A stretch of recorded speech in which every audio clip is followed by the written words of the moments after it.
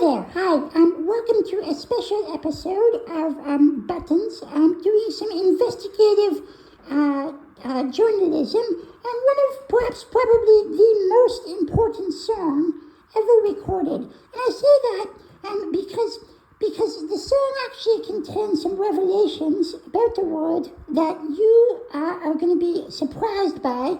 You're going to be surprised and just amazed by what this song and its authors and singers managed to figure out about the world, and they're the kind of facts that the world is still struggling to fully recognize or understand.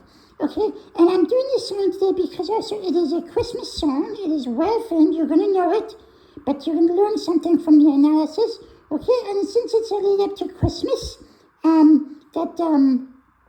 that's really important to everybody, and that I thought I'd make a video about this very special song. So the first thing I wanted to point out about this song is that it is done by several geniuses. This is just a few of them.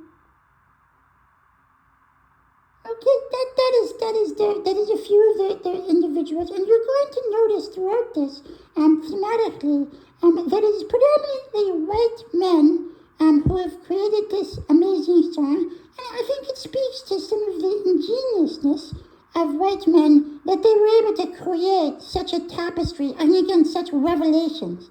The song itself is called Do They Know It's Christmas?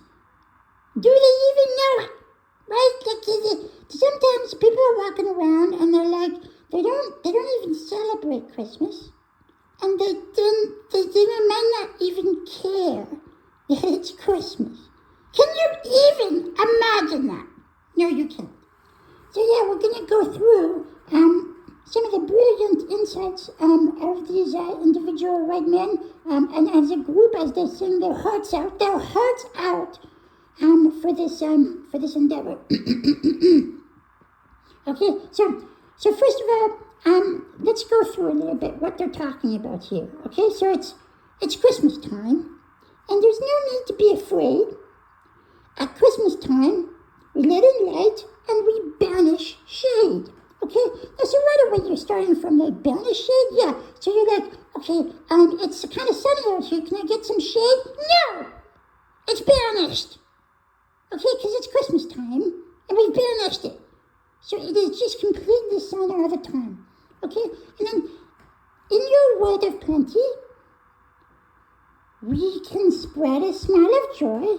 Throw your arms around the world at Christmas time. You throw your arms around it.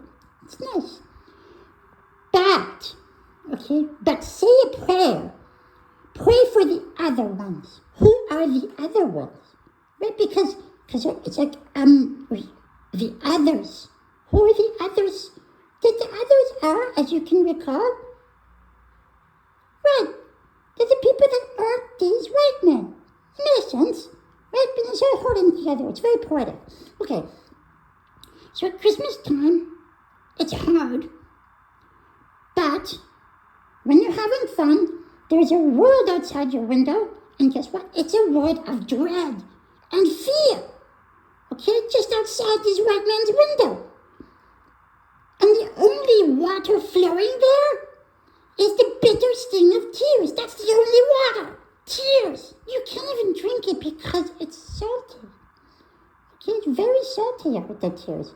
Okay, and the Christmas bells that ring there in this place, they're the clanging chimes of doom. That's horrible. Do you remember He-Man, the cartoon He-Man? And Skeletor's universe, like Skeletor, the villain in He-Man, that is what this is like. This is what it's sounding like, right? Because my goodness. Right? You didn't even know about this, did you? Okay.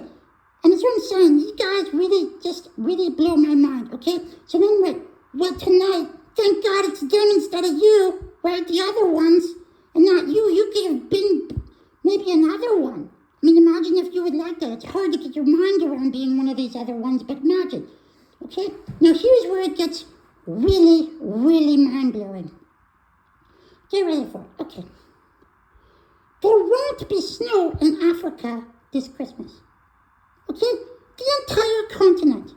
I don't care if you're on the top of the mountain or anywhere in it. There's no snow. None. Zero. It can't happen. The entire continent.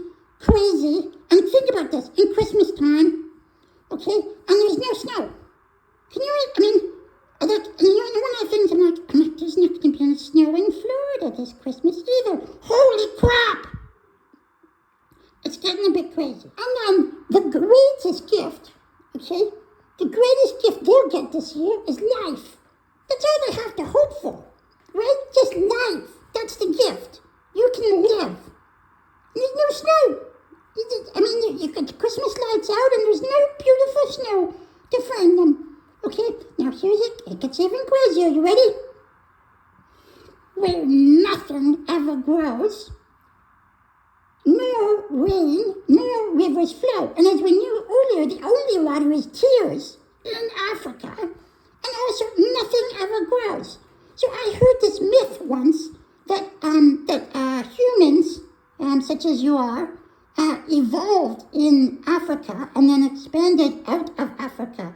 But that can't possibly be the case because nothing grows there at all. Can you even, so that's what's so confusing is that you think that people, like how have they even survived at all? Like you know that there are people in Africa, sort of, I guess. But they're just kind of like, they're in some kind of weird dark universe where nothing ever grows and the only water is tears. That's crazy. That's crazy. Like, thank God for these white guys to figure this out because, like, we've just been ignoring this problem all along.